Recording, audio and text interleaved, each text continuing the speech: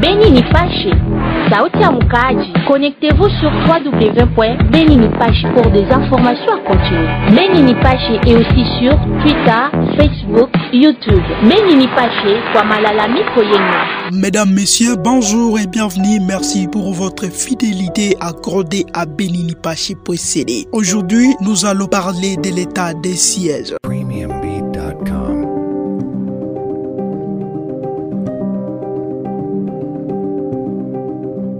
Vous le savez déjà, 6 mai en 2021, 6 mai 2023, jour pour jour, depuis l'instauration de l'état des sièges, au Nord Kivu et en Ituri, nombreux encouragent les chefs de l'État pour avoir décrété cette mesure. D'autres, par contre, émettent le vœu de voir que cette dernière soit levée car selon eux, ce bilan est hypothétique.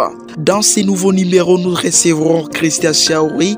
Il est le coordonnateur de la structure Jeune Leader en province de l'Ituri, mais aussi Maître Achille Kapanga qui interviendra depuis la ville province de Kinshasa.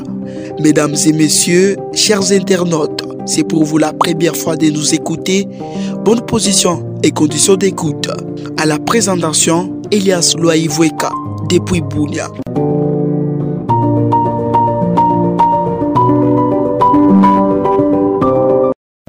Christian Chaouri, vous êtes coordonnateur de la structure Jeune Leader à province de l'Ituri. Bienvenue, bonjour.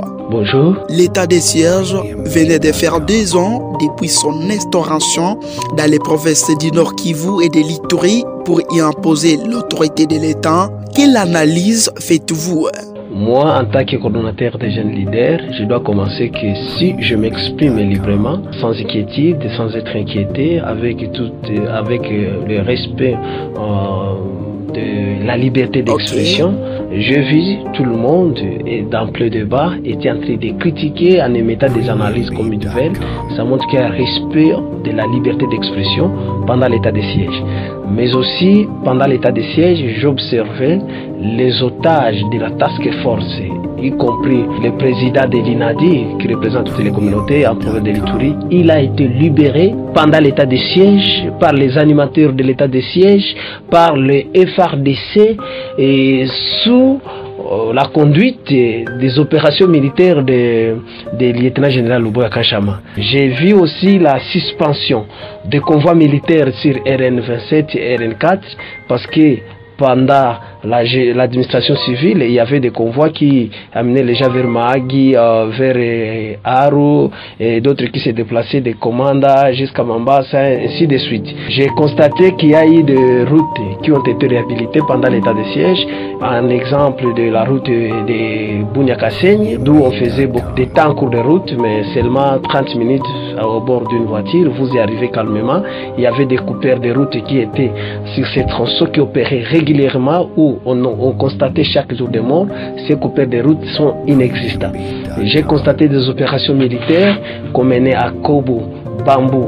Malheureusement, les communautés aussi se sont encore tournées contre les militaires pour les accuser pour avoir, je ne sais pas, tiré sur des civils, alors que c'était des porteurs d'armes d'une manière illégale qui se transforment en population. Mais néanmoins, nous avions constaté des opérations militaires. Nous avions constaté aussi des opérations militaires du côté Tchabi, Boga, là où les ADFNAL ont imposé la loi, massacré les gens. Jusqu'à présent, nous avons vu les déplacer et retourner dans leurs milieux respectifs à Tchabi et à Boga. C'est grâce à l'état de siège. Il y a une transaction d'abord de la milice qui était active à Irumu.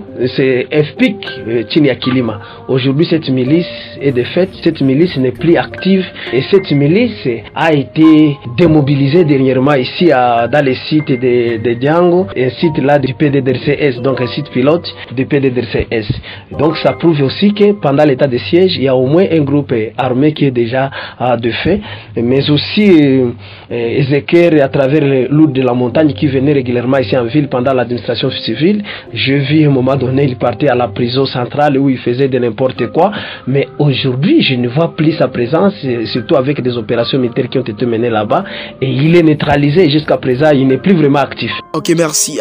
Quelles sont évidemment les difficultés ou problèmes que vous avez constatés pendant cette période exceptionnelle? Il y a eu le problème maintenant que nous pouvons aussi peut-être dire la corruption. La corruption, vous savez que pendant l'administration civile, on n'arrêtait personne. Mais c'est avec l'état de siège que j'ai constaté les officiers militaires sont arrêtés.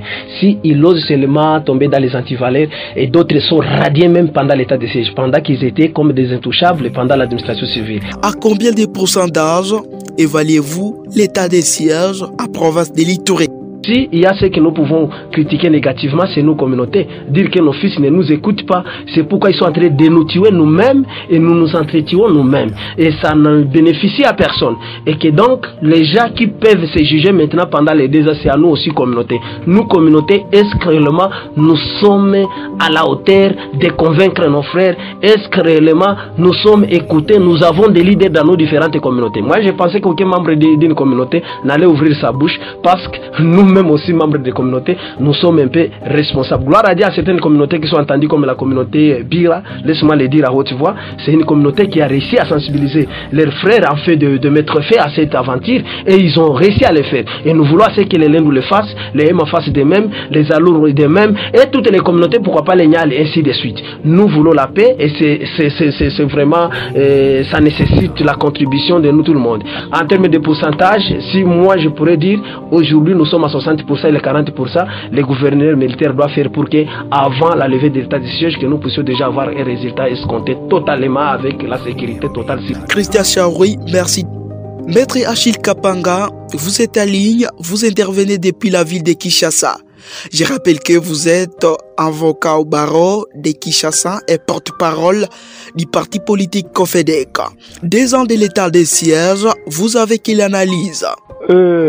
Merci beaucoup, messieurs les journalistes. Effectivement, ça fait 2 ans aujourd'hui que les 2 professeurs du Nord Kivu et de l'Ituri sont sous état de siège. Un état spécial où l'administration, au niveau des entités, provinces, villes et territoires, est passée de mains des civils aux mains des policiers et aux militaires. Le peuple Nord Kivu, qui était très content de voir cet état de choses être décrété, s'attendait à des solutions rapides à leurs problèmes, surtout à la question sécuritaire. Nous, en tant que notables de la région, en tant que fils Nord Kivu, nous ne pouvons pas faire le bilan, non. Le bilan et l'évaluation se font à l'Assemblée nationale. Mais nous pouvons nous limiter qu'à faire un constat, un diagnostic que nous pouvons partager avec les uns et les autres, afin que l'autorité puisse aussi écouter l'autre son des cloches. Pourquoi? Puisque la plupart des fois, les rapports qui parviennent au niveau des autorités sont des rapports qui protègent les intérêts des uns et des autres. Je rappelle que cette mesure a été prolongée plus de 46 fois,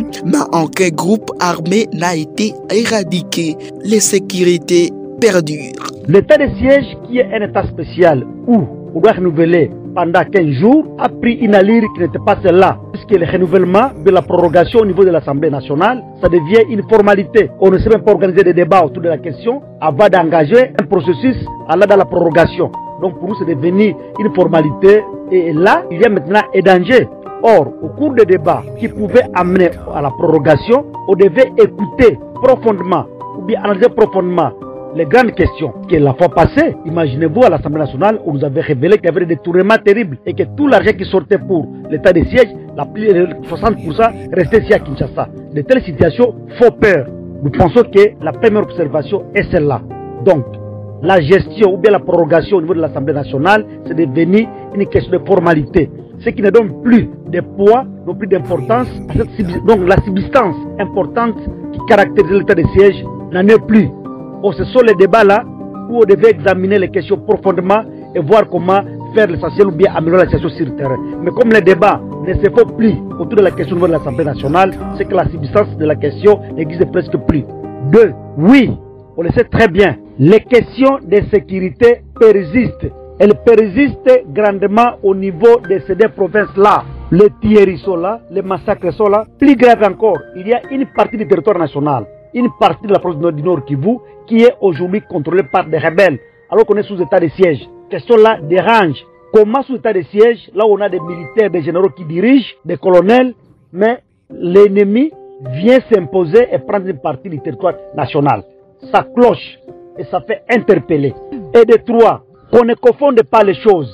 On a vu les autorités sous état de siège, c'est la scène des activités de développement, de ceci. Non, nous pensions que le gouverneur, les maires, les ministères des territoires devaient avoir cette peau des militaires ou des policiers. On les voit au front.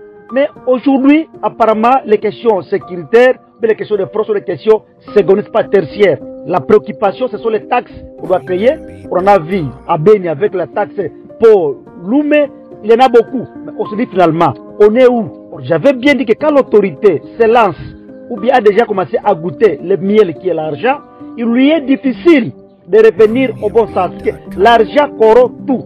Même Jésus-Christ a été vendu à cause de l'argent. Vous avez alors quel message au gouvernement central? Sans pourtant trop parler, nous demandons seulement aux autorités de prendre des mesures qui s'imposent. Si on peut avoir honte ou bien on ne peut pas accepter que ça n'a pas été ce dont on s'attendait, il y avait plusieurs formules à appliquer. On avait dit qu'on devait concentrer l'état de siège dans des milieux où il y a des guerres. Et les zones là sont connues pour qu'elles puissent imposer la paix. Ça n'a pas été fait, peut-être drôlement.